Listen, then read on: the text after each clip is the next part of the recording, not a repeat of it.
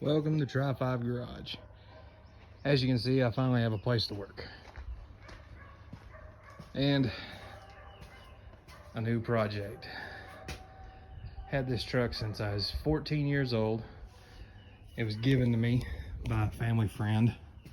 And me and my grandpa, we enjoyed it, hauled firewood in it. Gave it to my grandpa. He decided all the side trim needed to be taken off. And he had no idea how metal and body work was supposed to be done. And he decided that all of this needed to be filled with Bondo. Thankfully, me and my dad was able to talk him out of that. And then he got real bad health and ended up giving me the truck back. Well, I played with it.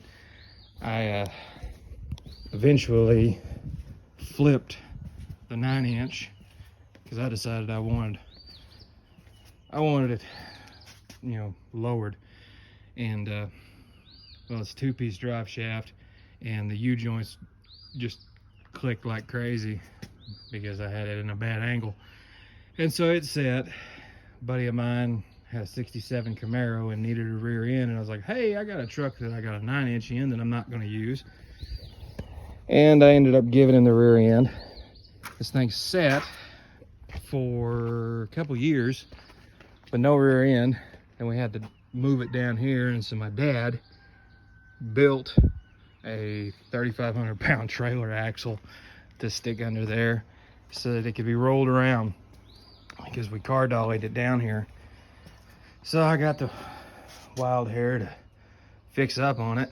And a buddy of mine happened to have that out of a 73 to 79 f100.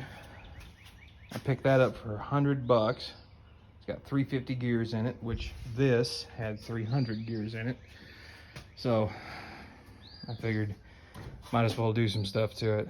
It's got the 360 in it, which this thing was a turd to begin with. Had no power, smoked, had burnt valve, just all around not a good motor.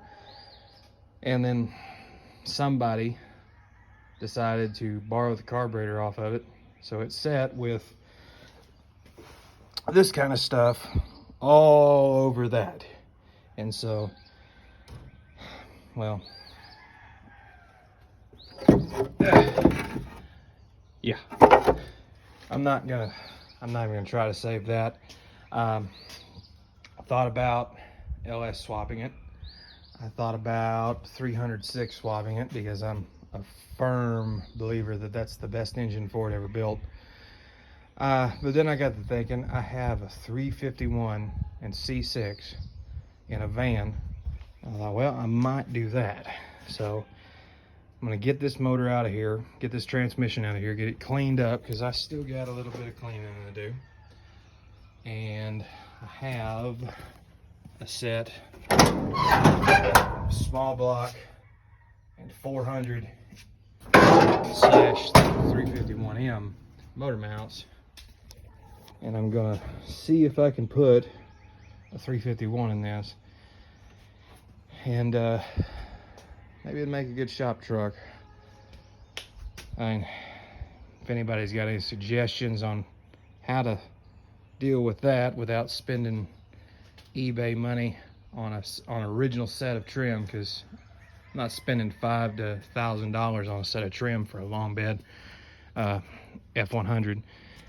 I'm tempted to use the 3M like chrome trim tape.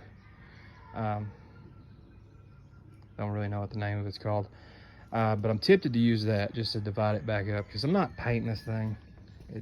To me, it looks cool, and this is how it always looked whenever me and my grandpa were enjoying it. And really, honestly, it doesn't look any different than it did 15 years ago. And I want to keep it that way. I did throw my aluminum wheels on there.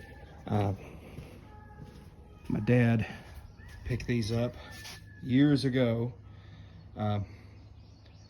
My uncle gave them to him because they looked like trash. and Dad stripped the clear coat. I don't know if they came factory clear coated or if they were clear coated by somebody.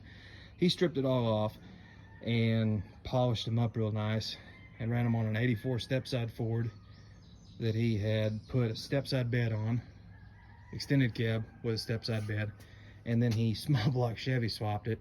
So, you know, he pissed everybody off. Actually, I loved it.